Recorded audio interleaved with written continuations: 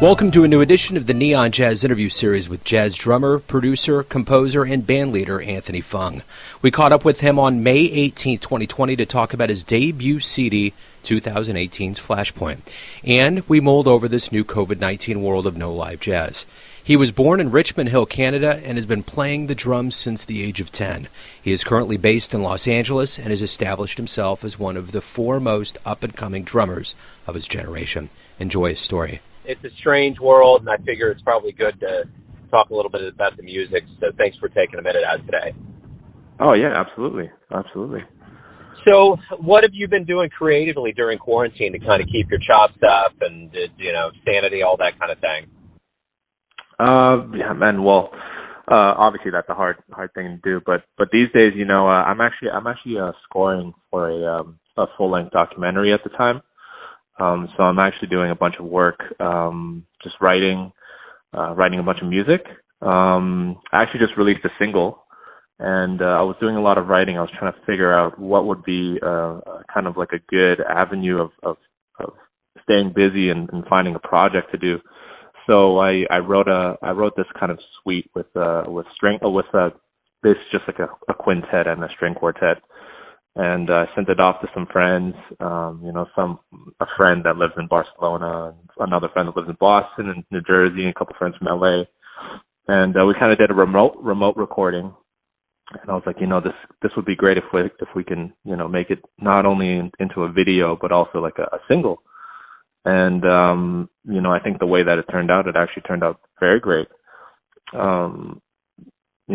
Sonically, it's like it's always hard when you're doing a remote recording and you can't really hear what the other person is doing, but kind of reacting off of that. So, mostly been doing that and writing, and obviously, just doing a bunch of different collaborations with some friends, people that I normally wouldn't get a chance to play with, based off of their location. So just reaching out and finding music that we can come together and do something together with, you know what I mean? So it's been actually pretty awesome. I can't complain. I'm staying busy over here. Yeah, without a doubt. So when did you realize that we were beginning to head into this quarantine, no live jazz section of our lives, kind of in mid-March? How'd you get from LA to where you're at? Kind of talk to me a little bit about how all that kind of unfolded for you. The virus wiped out our industry in like 2 days, even 1 day. You know what I mean? Like nobody. Okay, so it kind of started to happen around March. I'd say like March 16th. People were kind of self-isolating, and in Los Angeles on March 18th, March 13th or 14th or something like that. That's when they announced that this is a pandemic or something like that. I can't remember which date. Maybe you know better.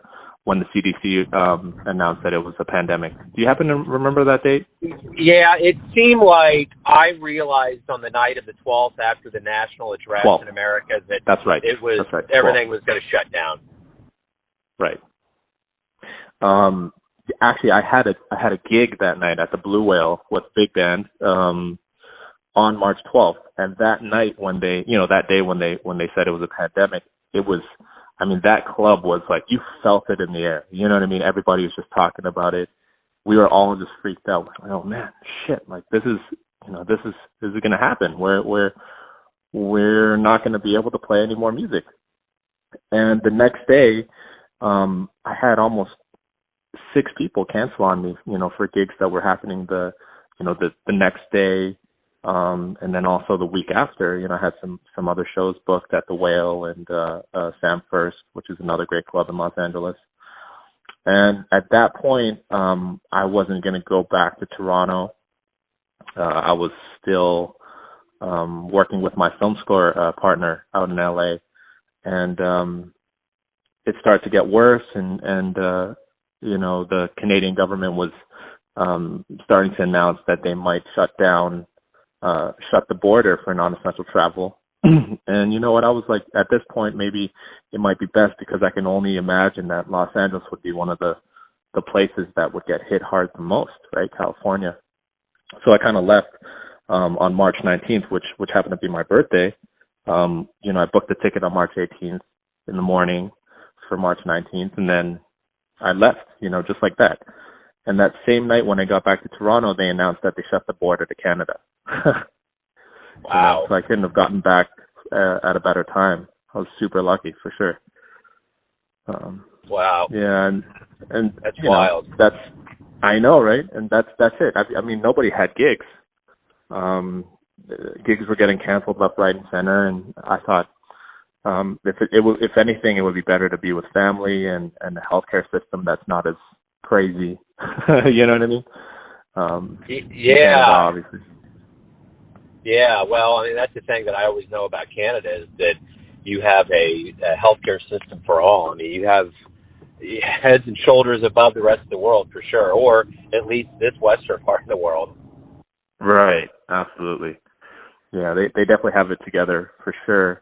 I mean, no one could have prepared anybody for this virus, obviously.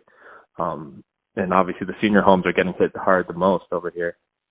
So we're all kind of coping with it and dealing with it, but things are starting to open up. Golf courses opened up yesterday, I believe, and my mom actually had a date to go golfing today, this morning, and then unfortunately it's raining, so she actually had to cancel. I'm sure she's not too happy about that. We actually had basically May 15th, our stay at home to a good degree was kind of lifted, but in a soft way. So if you go out, you have your masks and all of that kind of thing. And it's a 10-10-10 rule, like 10 people, 10%, that kind of thing. So we're kind of slowly getting back. In fact, we're big library people. And just this morning we went by and got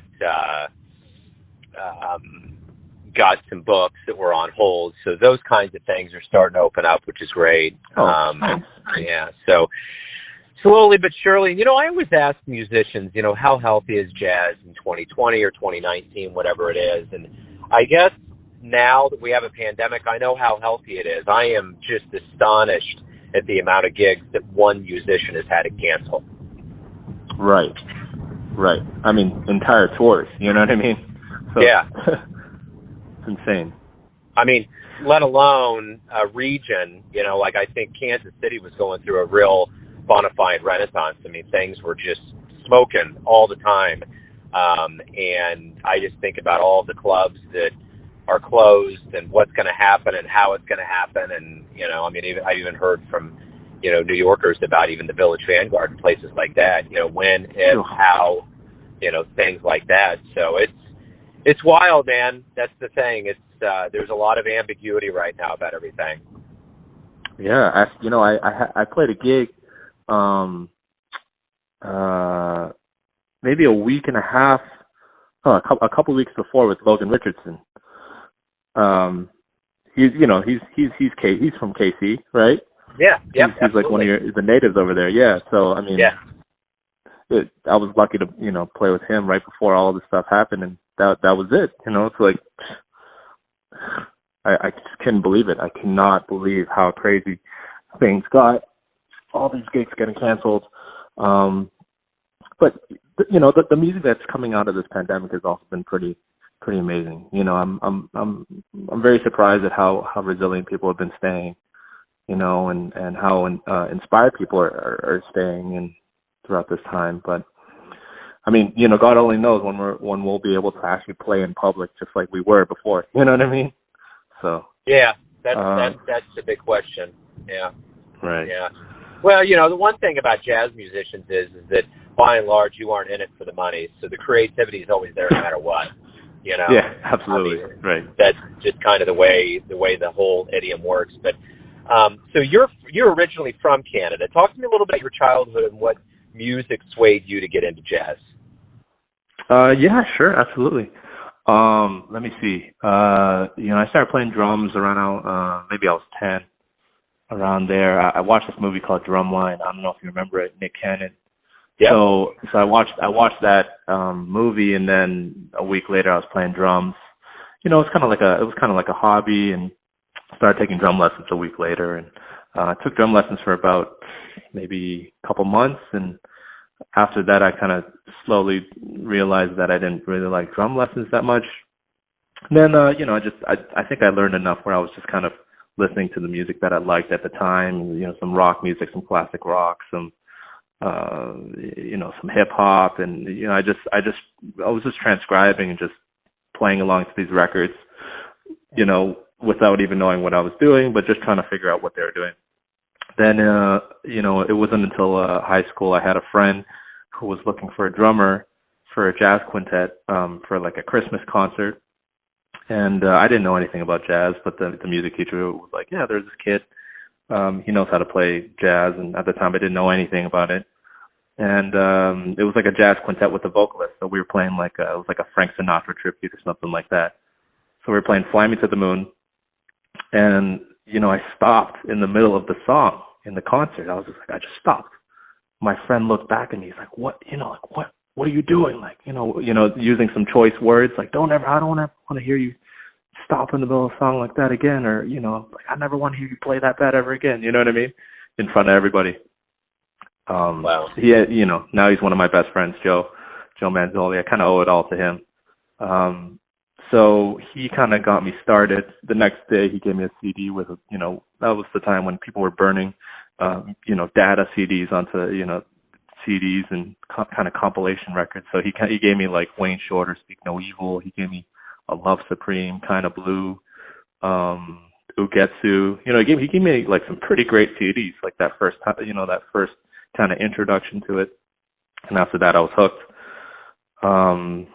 Then I started to play with some of the musicians in Toronto, and decided to audition for some colleges in the States. So I auditioned for, a couple places in New York, like Juilliard and MSM and New School. And then in Boston, I auditioned for New England and Berkeley, went to Berkeley, ended up getting accepted there into this program. In my first semester, I got into this thing called the Global Jazz Institute. I'm not sure if you have heard of it, but that's the institute at Berkeley that Danilo teaches. He kind of spearheads that institute. So it's Danilo, and it's like Terry Lane Carrington, John Patitucci, Joe Lovano, George Garzone, Dave Liebman, Adam Cruz, Ben Street.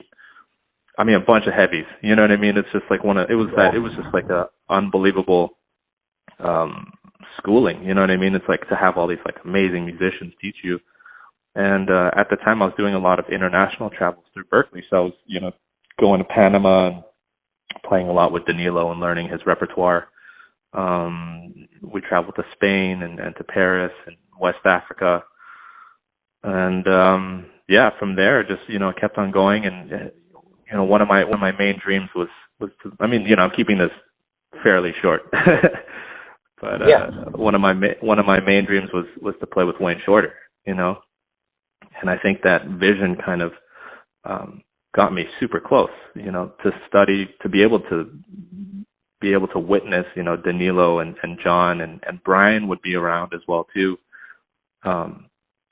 just to be able to be around that energy. And then there was this one summer where I was volunteering at Danilo's foundation in Panama, and Wayne came to do a fundraising concert for one student to have a full scholarship to go to Berkeley. And that day, Danilo's like, "Do you want to play with Wayne?" Like that morning, I was like, "Are you kidding me? You want me to like? Are you like me?" He's like, "Yeah." I'm like, "Okay." I'm like, "What are we gonna play?" He's like, "I'm not sure yet." Classic. But it's like I'm, scared out of my mind. It's like. So he ended up taking a Weather Report tune. I think it was Palladium. We played that with Wayne that same night, and it was just like, oh my gosh, unbelievable. You know what I mean? What an experience. It was almost as if you're playing and you feel like it's you're all in your head. It's Wayne Shorter. You know what I mean? And the music is not happening. And then there was this vamp section near the end. It was kind of at the end of the song, it kind of goes into like a more Afro-Cuban-y, like kind of Latin-esque vamp, section. And it started playing, and Wayne just like, he started building and building and building and building. Then he played this one note, And then the entire club went like crazy. Everybody just got out of their seat. It was just like insane. What a moment. You know, it's like one of those magical things to ever happen. So yeah, you know, that's mostly how I got my start. And, you know, after Berkeley, I went to I went to New York for a bit, actually, for a year, just to check it out. Mostly just to, you know, see the masters play, like Al Foster and Roy Haynes and, let me see, you know, Winnard Harper and all these, you know, let me see who else I was watching over there, like Nasheet Waits and, you know, Lovano and, I mean, so many drummers. Yeah, I mean, actually Joe Lovano. Yeah, I mean, I know he's a saxophonist, but if you ever see this guy play drums, it's kind of insane. Wow. Yeah, he's amazing no matter what. So how did LA become a part of your life? Yeah. So let me see. I basically auditioned for the Thelonious Monk Institute, which is now called the Hancock Institute. And yeah, I sent an audition tape, you know, the day before, and I wasn't sure if I was going to make it just because it's, you know, such a prestigious school and it's been around for so long. And I just sent it in, and I got a call back there, like, you want to come to LA for the audition? I said, sure. You know, went back to the callback, and that same day, kind of scary because it was, they basically said, they gave us like a verbal contract. They said, you know, if we choose you to be a part of the Institute, you have to tell us with a confirmation right now that you're going to be the musician for the Institute for the next 2 years. And, you know, Herbie and Wayne is sitting right in front of you. Of course you have to say yes. You know what I mean? Yeah. So at the time, I wasn't really sure if I wanted to move to Los Angeles. You know, it was such a big change, you know. You know, my girlfriend at the time was living in Boston, and then, you know, and then my entire family's in Toronto, so I wasn't sure if I wanted to move there. So, you know, but once I started the program, I was thinking this is probably one of the best decisions I've ever made because, you know, I got here and I was exposed to a whole nother industry, you know, because right now people are talking about, you know, New York, LA, like what's a better city to be. I mean, obviously they're two completely different places with completely different aesthetics. And I think the music scene is just thriving right now in Los Angeles at this point because you can kind of dabble in a lot of different areas and industries. You know what I mean? I was able to meet people that were in a bunch of, you know, producers and songwriters and you know, being around like film scoring people and people in that industry, and the next thing you know, now I'm scoring for a full-length documentary. You know what I mean? So it's kind of it's been kind of a whirlwind, but at the same time, getting a chance to play with David Binney. David Binney took me on the road to Vietnam and Australia and Montreal and a couple places, and then getting a chance to play with John Beasley and Eric Reed and I mean, let me see who else. Billy Childs. Yeah, I mean, such great musicians in Los Angeles. So I think it's been such a welcoming environment for me being there. It's only been let's see, this would be my 4th year, but you know, spending half the year in Canada because of the virus. So yeah. So talk to me a little bit about what you like the best about being a musician. Oh, I mean, it's almost as if you know, I don't even feel like I'm really working, right? I'm doing what I love to do, and I'm very fortunate to get the opportunities that I've been presented with. You know, I've gotten a chance to play with some of the world's best musicians, and super lucky. You know what I mean? It's just to this day, I'm just thinking, you know, being back here in Toronto, just thinking about, you know, having all these aspirations to play with these great musicians. I was telling my girlfriend, it's like showing her my CD collection, right? Of course, you know, I still have a CD collection, and I'm sure you have an extensive CD collection as well, probably. Yeah. And you know, just being like, you know, I've played with this person, I've played with this person, I've played with this person. I'm like, wow,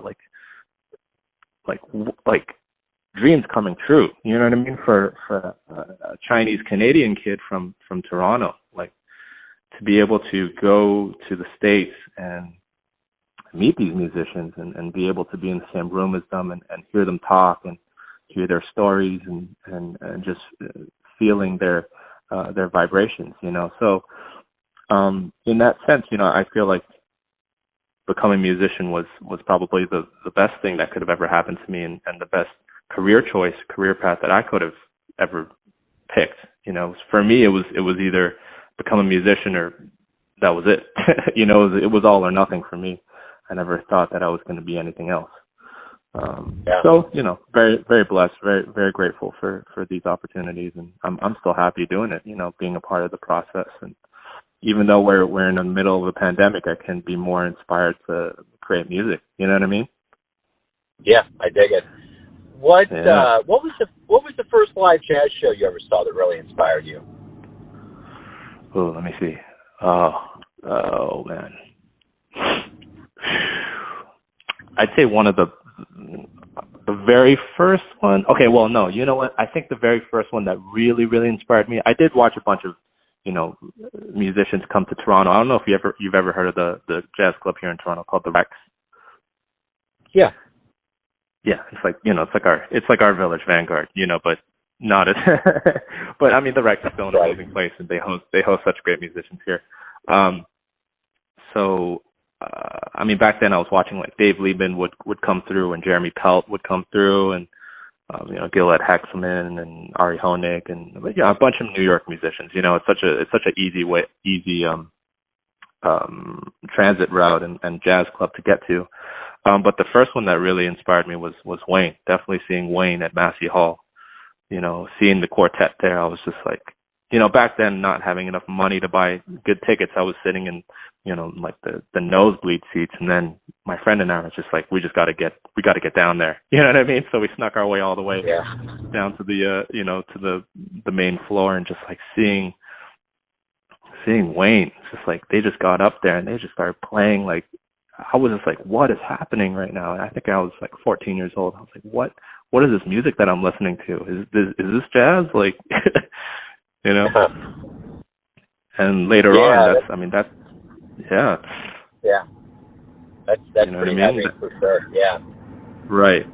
That kind of. I'm glad that I saw that one concert, because that kicked it off for me. Being able to study with the guys that were on that stage that night. You know what I mean? So it's been great. I mean, yeah. Sure. So why do you love jazz? Oh, let me see. I mean, you know, I don't know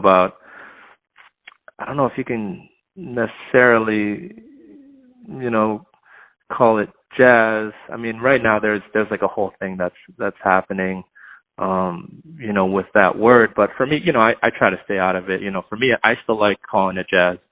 But for me, you know, I love it. It's like it's kind of like a way of life. It's a way of seeing the world for endless possibilities. You know, I even take that way of improvising into my everyday life and try to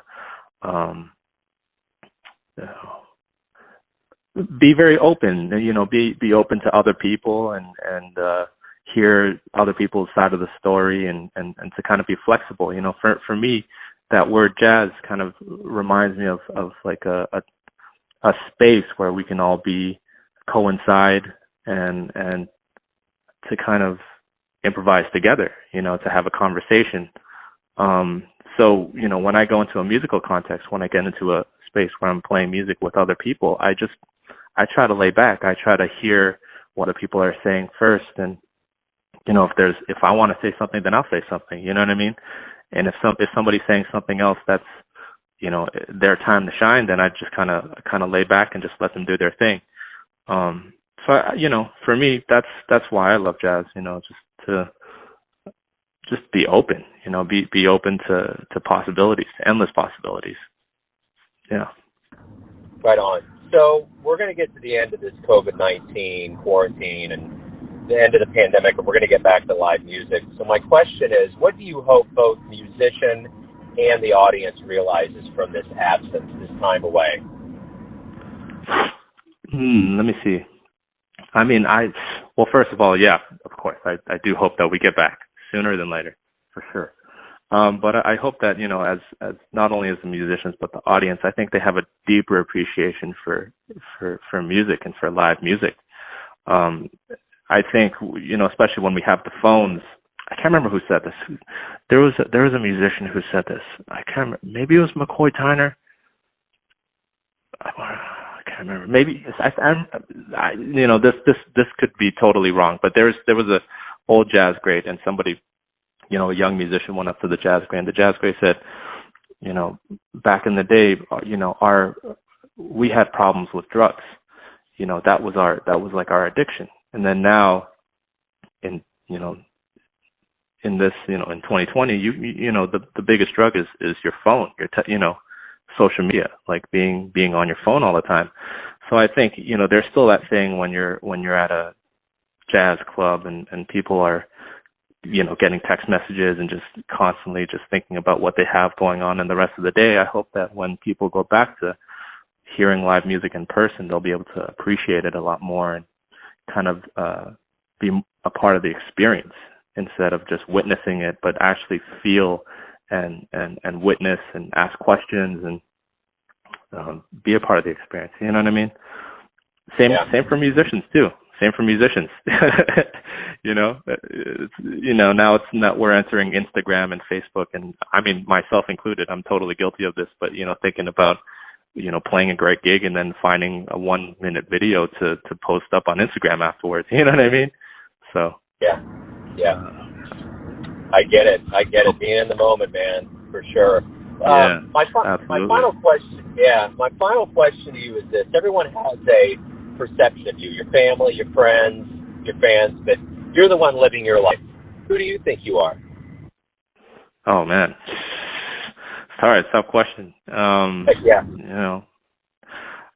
just trying to be the best person that I can be, and whether it's offering somebody my music, but honestly, just trying to, like you said, just trying to be in the moment. When I'm with my family, I try to be in the moment with my family.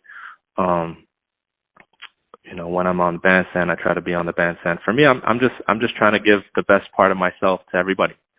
I'm trying not to be stubborn, by any means, and I try to let the music speak through me and just try to just offer the best part. I'm still trying to figure that out. I'm fairly young. I'm 27 years old, so I still have a lot of years to come. There's a long road ahead, right? So kind of just have to be part of the process and take things as they come. I dig it, for sure. Hey, man, right. Thank you for taking some time out today for Neon Jazz. I really appreciate it. Oh, absolutely. Thank you so much for wanting to interview. Thanks for listening and tuning in to another Neon Jazz interview, where we give you a bit of insight into the finest cats in Los Angeles, Kansas City, and spots all over the world, giving fans all that jazz. And thanks to Anthony for his time, music, and story. If you want to hear more interviews, go to Famous Interviews with Joe Dabino on the iTunes Store. Visit neonjazz at youtube.com, and for everything Neon Jazz all the time, go to the neonjazz.blogspot.com. Until next time, enjoy the jazz, my friends.